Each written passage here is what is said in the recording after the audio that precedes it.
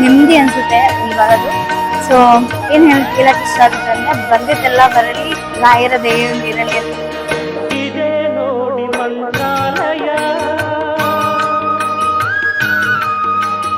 ರಾಯರು ನೆಲೆಸಿಹ ಪುಣ್ಯ ನಿಲಯ. ಇದೇ ನೋಡಿ ಮಂತ್ರಾಲಯ, ರಾಯರು ನೆಲೆಸಿಹ ಪುಣ್ಯ ನಿಲಯ. ಇದೇ ಅವರ ಬೃಂದಾವನ, ಭಕ್ತರ ಹೃದಯ ಸಿಂಹಾಸನ.